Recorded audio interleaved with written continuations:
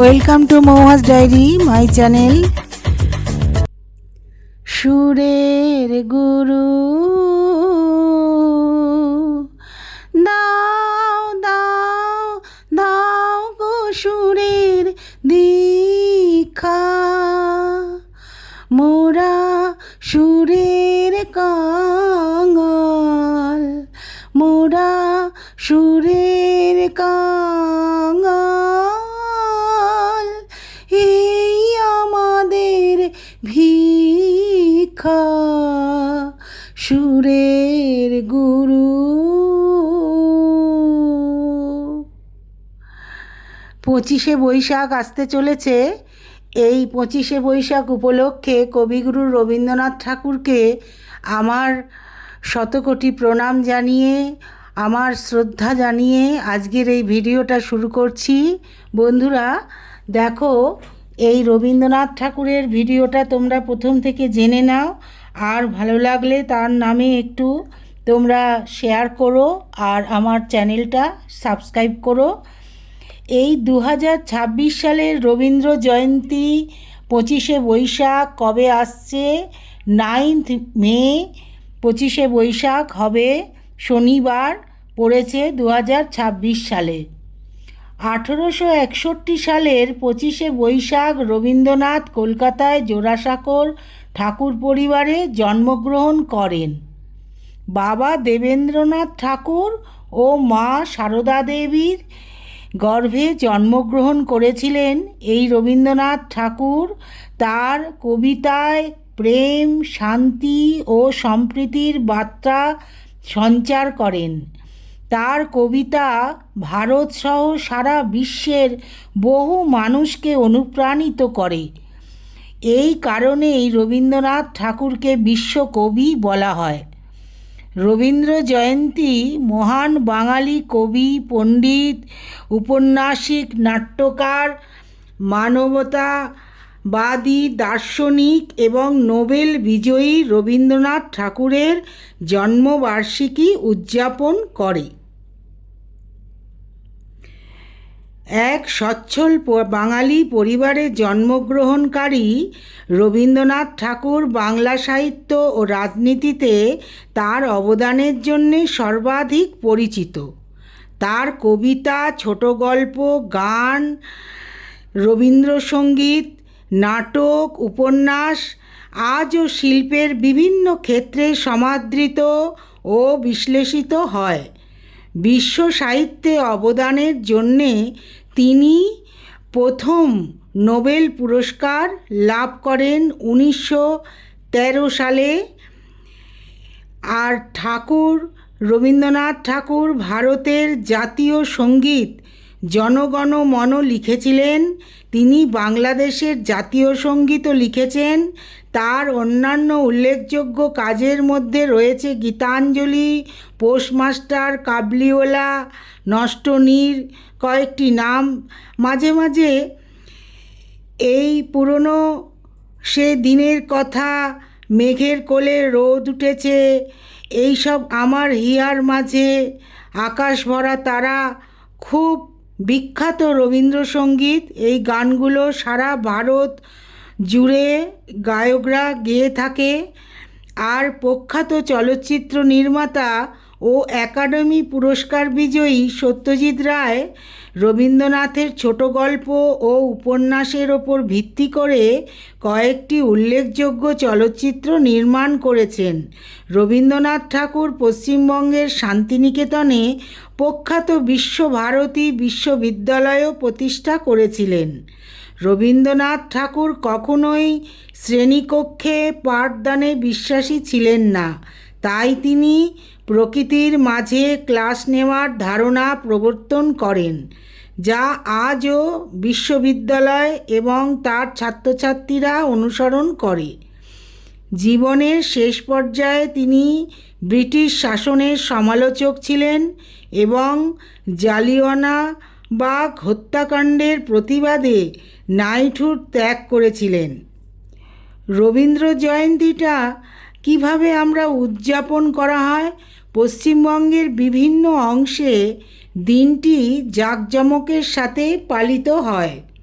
School, বিশ্ববিদ্যালয়, এমনকি পাড়া মহল্লাতেও রবীন্দ্রনাথ ঠাকুরের রচনার ওপর ভিত্তি করে সাংস্কৃতিক অনুষ্ঠানের আয়োজন করা হয়। রবীন্দ্রসঙ্গীতের ওপর ভিত্তি করে নৃত্য, নাটক, গান এবং আবৃত্তি এই অনুষ্ঠানগুলির একটি অবিচ্ছেদ্য অংশ। বিশ্বভারতী বিশ্ববিদ্যালয়ে অধ্যয়নরত বিদেশিরাও এই অনুষ্ঠানগুলিতে অংশগ্রহণ করেন। রবীন্দ্রনাথের জন্মস্থান এই জোড়াসাঁকোর ঠাকুরবাড়িতে। এখানেও বিভিন্ন অনুষ্ঠান এই দিন 25শে বৈশাখ হয়ে থাকে। কলেজ ও স্কুলে রবীন্দ্রনাথের রচনাকে কেন্দ্র করে অনুষ্ঠান আয়োজন করা হয়। আপনাদের ছেলে মেয়েদেরও রবীন্দ্রনাথের সাহিত্যকর্মের উপর ভিত্তি করে কবিতা, আবৃত্তি, গান করতে দেখা যায় এবং নাটক মঞ্চস্থ করতে দেখা যায়, ছেলেমেয়েরা করতে থাকে। প্রচলিত উৎসব ছাড়াও বাংলার বেশিরভাগ বাড়িতে ভোর থেকে আর সন্ধ্যা পর্যন্ত রবীন্দ্রনাথের গান বাজানোও হয়। রবীন্দ্রনাথ ঠাকুরের জন্মদিন আনন্দ উল্লাসের সাথে উদযাপন করা হয়। এই বিশাল উদযাপনের অংশ হতে আপনিও পারেন। আপনার এলাকার কাছাকাছি রবীন্দ্র জয়ন্তীর অনুষ্ঠানগুলো খুঁজে বের করে নিন এবং সেটিতে অংশগ্রহণ করতে পারেন। আপনি যদি বিদেশে থাকেন তাহলে সেখানকার বাঙালি সম্প্রদায়ের খোঁজ নিতে পারেন। এই ধরনের সম্প্রদায়গুলো অনেক সাংস্কৃতিক অনুষ্ঠান আয়োজন করে থাকে। আর আপনি যদি ভারতে থাকেন তবে এই উৎসবে অংশ নিতে কলকাতা বা শান্তিনিকেতনে চলে যেতে পারেন। তাহলে খুব আনন্দ সহকারে আপনি উদযাপন করতে পারবেন। আর যদি সেদিন আপনাকে বাড়িতে থাকতে হয় তাহলে অন্য কোনো কাজ থাকে তাহলেও রবীন্দ্রনাথের গান শুনে বা বাজিয়ে উদযাপন করতে পারেন। তারিখটি মনে রাখুন, তাহলে এই দিন আপনারা রবীন্দ্রনাথকে স্মরণ করবেন। রবীন্দ্রনাথ ঠাকুর কলকাতার এক ধনী ব্রাহ্মণ পরিবারে তিনি জন্মগ্রহণ করেছিলেন। তিনি ছিলেন তার পরিবারের কনিষ্ঠতম সন্তান। তিনি ছিলেন একজন বহুমুখী প্রতিভার অধিকারী এবং নতুন কিছু শেখার প্রবল ইচ্ছাশক্তি তার মধ্যে ছিল। ভারতীয় সাহিত্য ও সঙ্গীতে তার অবদান অবিস্মরণীয়। শুধু পশ্চিমবঙ্গেই নয়, দেশের সকল অঞ্চলের মানুষ তার জন্মদিনে তার অবদানকে স্মরণ করে। তিনি কে ছিলেন? রবীন্দ্রনাথ ঠাকুর ছিলেন একজন সুপরিচিত কবি, ঔপন্যাসিক, সুরকার এবং চিত্রকার। 1913 সালে ভারতীয় সাহিত্যে তার যুগান্তকারী অবদানের জন্যে তাকে দেশের সর্বোচ্চ মর্যাদাপূর্ণ নোবেল পুরস্কারে ভূষিত করা হয়। এশিয়া থেকে তিনি প্রথম ব্যক্তি যিনি এই পুরস্কার লাভ করেন। আজও অনেকে তার উপন্যাস ও ছোট গল্প পড়তে ভালোবাসেন। তিনি গান, রাজনৈতিক ও ব্যক্তিগত বিষয় নিয়ে প্রবন্ধ এবং নৃত্যনাট্য রচনা করেছেন। তার শ্রেষ্ঠ রচনাগুলির মধ্যে রয়েছে ঘরে বাইরে, গোরা, গীতাঞ্জলি। তার অসাধারণ লেখনী এবং উদ্ভাবনী চিন্তার জন্যে তিনি বিশ্বজুড়ে খ্যাতি লাভ করেছিলেন। ঠাকুর দেশে একটি সাংস্কৃতিক সংস্কার প্রবর্তন করেন।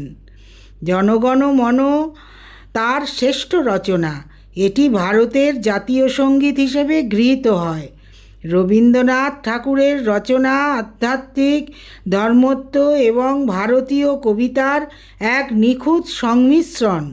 তিনি উপনিষদ ও বেদ থেকে ভাবধারা গ্রহণ করেছেন। রবীন্দ্রনাথ ঠাকুর মাত্র 16 বছর বয়সেই নাটক লেখা শুরু করেন। তার সঙ্গে ছিলেন তার ভাই যতীন্দ্রনাথ। 20 বছর বয়সে তিনি প্রথম নাটক বাল্মীকি প্রতিভা রচনা করেন। 1890 সালে রচিত বিসর্জন তার অন্যতম শ্রেষ্ঠ নাটক। অন্যান্য নাটকের মধ্যে রয়েছে চিত্রাঙ্গদা, শ্যামা, চণ্ডালিকা ইত্যাদি। তিনি 16 বছর বয়সে ছোট গল্প লেখা শুরু করেন। তার প্রথম ছোট গল্প প্রকাশিত হয় 1877 সালে। তিনি 1891 থেকে 1895 সালের মধ্যে অনেক গল্প লিখেছিলেন। এই 4 বছরের সময়কাল রবীন্দ্রনাথ ঠাকুরের সাধনা পর্ব হিসেবে স্বীকৃত। তার রচিত বিখ্যাত ছোট গল্পগুলোর মধ্যে কাবুলিওয়ালা, ক্ষুদিত পাষাণ, অতিথি ইত্যাদি। রবীন্দ্রনাথ ঠাকুরের জীবনকালে অনেক গান তিনি লিখে গেছেন, অনেক গানে তিনি সুর দিয়েছেন এবং এই গীতাঞ্জলি কাব্যগ্রন্থ রচনা করে তিনি নোবেল পুরস্কার লাভ করেছেন। ভারতের এই জাতীয় সঙ্গীত জনগণ মন ইনি রচনা করেছেন এবং বাংলাদেশেরও জাতীয় সঙ্গীত আমার সোনার বাংলা তারই রচনা করা। প্রণাম জানিয়ে আজকে শেষ করি। Thanks for watching Mouaz diary.